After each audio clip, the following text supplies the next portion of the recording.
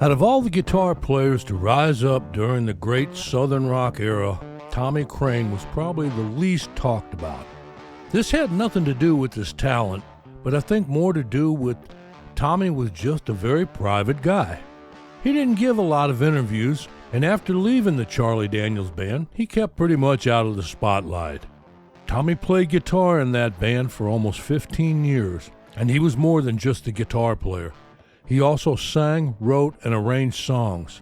During his time in music, he played on more than 20 Charlie Daniels Band albums and co-wrote more than 60 songs with the group. He was co-writer and co-arranger on many of the classic ones, including the Grammy-winning The Devil Went Down to Georgia, and the writer-vocalist on such CDB classics as Cumberland Mountain No. 9, Blind Man, and Franklin Limestone. Songs from some of the band's best-selling albums like Saddle Tramp, Night Rider, Full Moon, and Million Mile Reflection. Tommy would give notice and leave the Charlie Daniels Band at the end of 1989 to spend some more time with his family. He was always welcomed back by Charlie and the band to sit in and jam, which he did many times up until his death in 2011, 3 days before his 60th birthday. John Thomas Crain was born and raised in Nashville, Tennessee. A friend in grade school who lived down the street had a guitar, and he taught Tommy how to play a 4-string ukulele. The first song they learned was Where Have All the Flowers Gone? The boys entered a talent show and played that song and won. Tommy said, from that time on, I knew this is what I wanted to do. I wanted to entertain, and I have made most of my living from the age of 14 onward in music. Tommy would end up teaching his younger brother Billy how to play guitar, and they would go on to play in the group called the Flat Creek Band. It was pretty successful locally around the area. Billy and Tommy both wrote some original music for this band. And after it broke up, Tommy formed a band called Buckeye that played in the Southeast region. It was while with the Buckeye Band, Tommy got the opportunity to join the Charlie Daniels Band. This opportunity came in 1974. Tommy and the band was booked to open the very first volunteer jam. Tommy met Charlie that night, and he told him that he was losing both his guitar player and drummer, and asked if he would be interested. To be honest with him, he explained that he was still playing with his brother Billy and didn't want to leave him. He did think it over for about a week and turned Charlie down because of that. But later on, Tommy's band also played at another show with Charlie Daniels, and he asked him to join for a second time, and this time he gladly accepted. Tommy says, Charlie said that we'd be going out on tour the first of the year in 1975, so my wife and I drove down to Knoxville and saw a show. And she left me at the hotel and went home, and Charlie and I went up to the hotel room, and I roomed with him for 6 years after that. I learned all of the songs from the Fire on the Mountain album, and he and I just set up in the room with 2 electric guitars and no amps and just played the whole thing. It was just magical. I had never experienced anything like it. Now, the first time I ever saw the Charlie Daniels Band was in the spring of 1975 at an outdoor show. These pictures are from that same show. Tommy had been with the band about 4 months by then, and they were just starting to take off. The Fire on the Mountain album was being played a lot on the radio, and the crowd was huge. On this same show, opening for Charlie was a new 3-piece band from Canada, who had just hired themselves a new drummer named Neil Peart. Yep, that's right. Rush opened this concert for Charlie Daniels. Now, if you want to see and hear more about this show, I put together a video a few years back on it, and I'll put a link up right here and leave one in the description section if you want to watch it after this one. One thing Tommy did talk some about was Charlie Daniels himself. He said, Charlie is a super guy, and he takes very good care of his band members and treats them as frontmen rather than sidemen. When I first joined the band, Charlie would let us have a song on every record. Taz and I got to do one song per record, and no other artist lets you do that. Here, Tommy was talking about the piano player, Taz DiGregorio.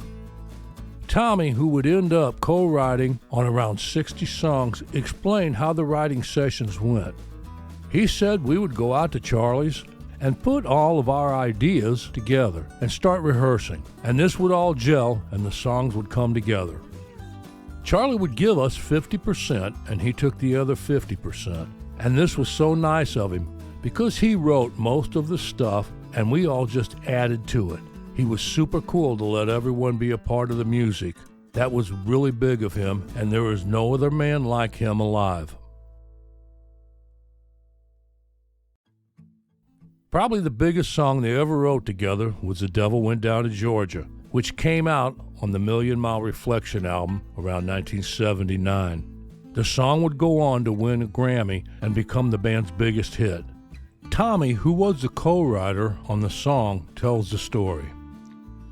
We'd cut our last track on the Million Mile Reflection album, and then Charlie's eyes got real wide and he said to Taz and I, "Boys, we don't have a fiddle song on this album. We have to have a fiddle song." Then he asked Taz and I to come out into the studio room, and he said that he had this idea about the devil and this kid having a fiddling contest. I immediately came up with the beginning lick, and Taz and I and Charlie sat down and we put the music together in about 30 minutes. We went home that night, and overnight Charlie had written the lyrics out, and he came in and we recorded it the next day. Tommy's songwriting was pretty heartfelt words. My favorite Tommy Crain song, Cumberland Mountain No. 9, was written back when he was with the Flat Creek Band. He said he got a lot of inspiration and ideas driving around East Tennessee in the mountains. Cumberland Mountain No. 9 came out on the Saddle Tramp album. Check it out if you get a chance and hear Tommy on lead vocals. His guitar playing evolved from a kid who liked to use fuzz tone on his amp to a player who bought himself a Les Paul, plugged it straight into a Fender Twin Reverb with no effects, and started to learn licks.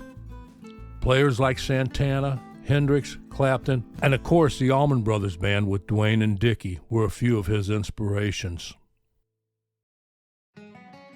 Tommy Crain would become a versatile musician, able to play all stringed instruments, including guitar, banjo, and the pedal steel. He would tour relentlessly at the arena level during his time with Charlie Daniels. He was to play in the band until 1989.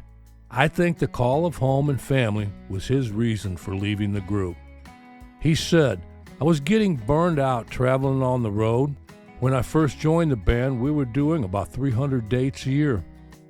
I was getting older, my daughter was fixing to become a teenager, and my wife's career in endurance riding was taking off, and my brother Billy and I had made a pact that if he ever come off the road and wanted to put a band back together, that I would do it with him. I had told Charlie years earlier that there may come a time when I'd have to leave the band and play with my brother again. He said that all I had to do was let him know when that happened. So I went to him in the winter of 1989 and told him how I felt. 6 months later, I was at home working with my brother Billy. Now you can really tell the family was very important to Tommy, as was his music. Tommy would always show up at the volunteer jams and play with the band long after he left. He was always welcomed and was considered a member of the Charlie Daniels Band family. He would go on to put his own group together called the Crosstown All-Stars. His death came 3 days before his 60th birthday in 2011, and a cause of death has never been made public as far as I know. On Tommy's passing, Charlie Daniels had this to say, "We've lost a good friend, and the world has lost a unique, creative, and precious human being. We send our deepest condolences to the family of our brother, Tommy Crain. You were special, buddy. We're gonna miss you." And let me just add that I think Tommy Crain was a damn fine musician and songwriter, and a big part of that early Charlie Daniels sound and their songs. Thank you all for watching.